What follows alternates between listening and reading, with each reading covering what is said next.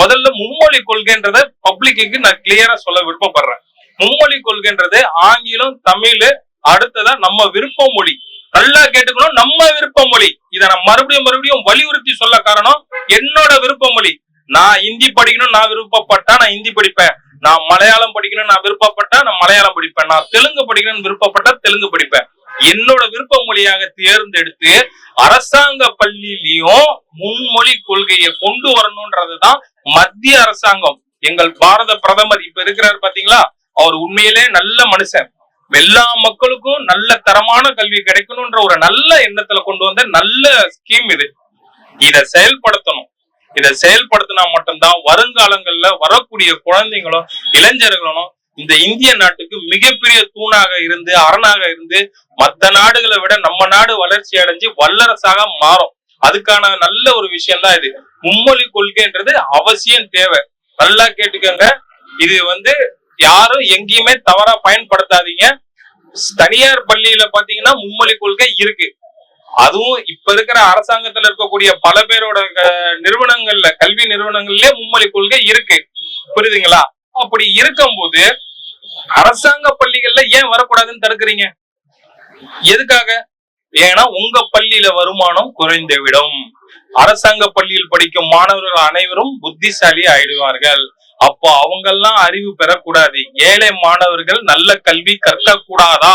நான் கேட்கிறேன், அரசாங்கத்தை பார்த்து கேட்கிறேன். அதுவும் இப்ப இருக்கிற திராவிட மாடல் அரசாங்கத்தை பார்த்து நான் கேட்கிறேன். ஏழை மாணவர்கள் மும்மொழி கொள்கையை கற்று அறிவு சார்ந்தவர்களாக ஆக கூடாதா?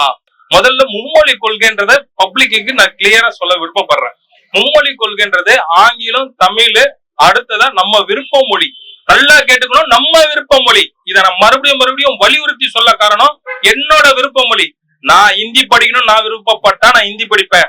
நான் மலையாளம் படிக்கணும் நான் விருப்பப்பட்டா நான் மலையாளம் படிப்பேன். நான் தெலுங்கு படிக்கணும்னு விருப்பப்பட்டா தெலுங்கு படிப்பேன். என்னோட விருப்ப மொழியாக தேர்ந்தெடுத்து அரசாங்க பள்ளியிலையும் முன்மொழி கொள்கையை கொண்டு வரணும்ன்றதுதான் மத்திய அரசாங்கம்.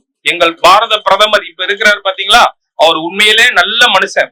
எல்லா மக்களுக்கும் நல்ல தரமான கல்வி கிடைக்கணும்ன்ற ஒரு நல்ல எண்ணத்துல கொண்டு வந்த நல்ல ஸ்கீம் இது. இதை செயல்படுத்தணும்.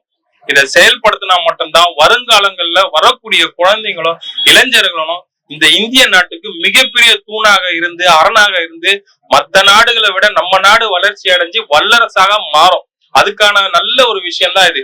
மும்மொழி கொள்கைன்றது அவசியம் தேவை. நல்லா கேட்டுக்கோங்க. இது யாரும் எங்கேயுமே தவறா பயன்படுத்தாதீங்க.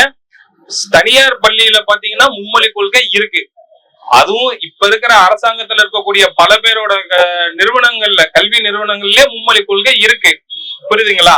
அப்படி இருக்கும் போது அரசாங்க பள்ளிகள்ல ஏன் வரக்கூடாதுன்னு தடுக்கிறீங்க?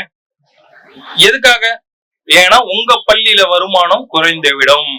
அரசாங்க பள்ளியில் படிக்கும் மாணவர்கள் அனைவரும் புத்திசாலி ஆயிடுவார்கள். அப்போ அவங்க எல்லாம் அறிவு பெறக்கூடாது. ஏழை மாணவர்கள் நல்ல கல்வி கற்க கூடாதா?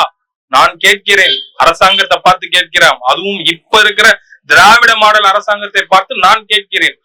ஏழை மாணவர்கள் மும்மொழி கொள்கையை கற்று அறிவு சார்ந்தவர்களாக ஆக கூடாதா? இதுபோன்று முக்கிய நிகழ்வுகள், அரசியல் தகவல்களை ஆழமாகவும் மாறுபட்ட கோணத்திலும் அறிந்து கொள்ள மறக்காமல் உங்கள் IND தமிழ் 24x7 பக்கத்தை பின்பற்றிக் கொள்ளவும். உங்கள் ஒவ்வொரு ஆதரவும் இதுபோன்று பல நிகழ்வுகளின் பின்னணியை அறிய உதவும்.